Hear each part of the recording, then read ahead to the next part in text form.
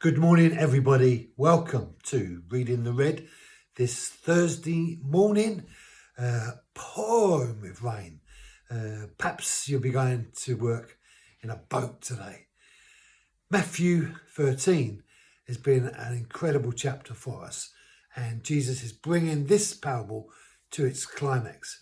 And the words that he uses today are powerful words because they're pictorial in the sense that they describe something, and ultimately their description should really press in on the people who are listening to Jesus then and also now, because he's bringing a warning.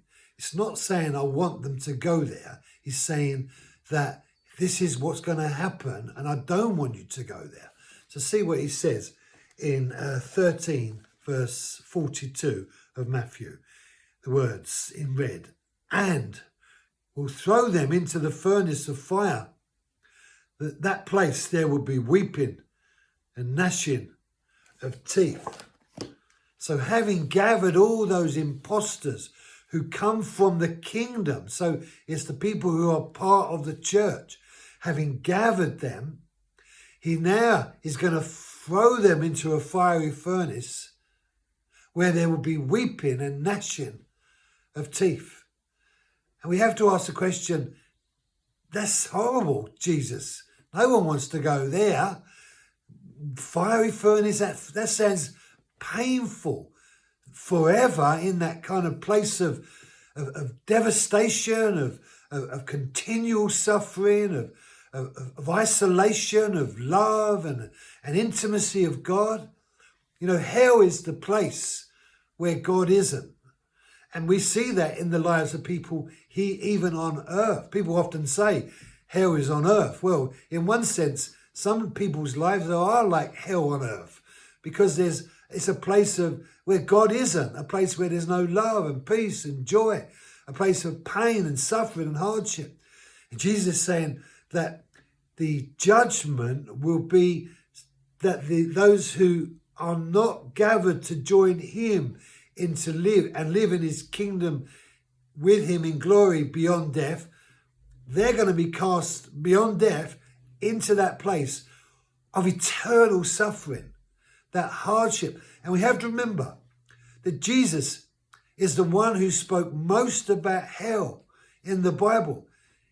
God reveals the revelation of beyond death through Jesus.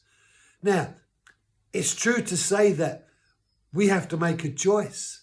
Do we believe what Jesus is saying with regards to the things he said about judgment and the implications of where hell and judgment and how it all unfolds? Do we believe him? Will we believe him? Well, you have to ask that. That's the fact. That's the big faith question. You know, the me, my, I human being who is living on earth, selfishly serving himself, is created really a place where God isn't. But when we get back to placing God at the center of our lives, so the me, my, I is dethroned, and God is there, then God's reality grows within us. And they're like the wheat, sons of the kingdom. It's not that they're good, it's that God is making them good again. Everyone is bad and falling short of the glory of God, but those who come into his kingdom have come back to God to recover, and the opportunity to do that is here on earth. Because beyond death, Jesus is telling us that a judgment is coming when the opportunity to recover disappears. Brothers and sisters, these are serious things. Think seriously about what Jesus is saying today. Have a blessed day, stay dry, and I'll see you tomorrow.